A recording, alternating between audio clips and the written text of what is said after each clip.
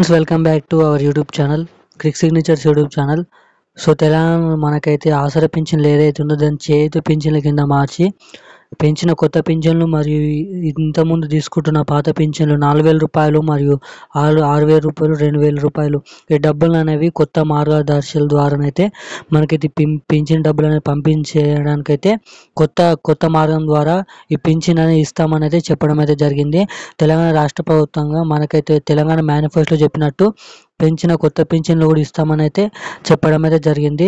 So ఏదైనా card ఉండాలా, లేకపోతే మనకి ఇతరులకు సంబంధించిన ఇది ఉంటేనే ఇస్తారా పింఛన్, లేకపోతే పింఛన్ తీసుకోవాలంటే కొత్త రిలీజ్ అయిన అవి ఏం చూపించి తీసుకోవాలో మనమైతే పూర్తి అప్డేట్ అనేది ఈ వీడియోలోకి వెళ్ళి తెలుసుకున్నాం.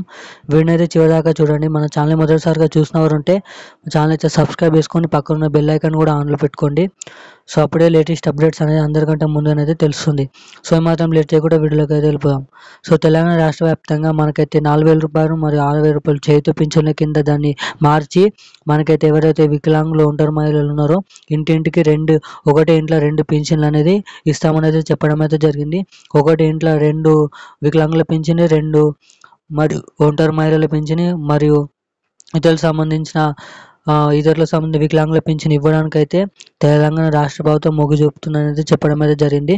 సో దీనిపైన ఇంకా కీలక అప్డేట్ అనేది, పూర్తి అప్డేట్ అనేది రావడానికి అయితే ఛాన్స్ ఉంది 2-3 రోజులలో.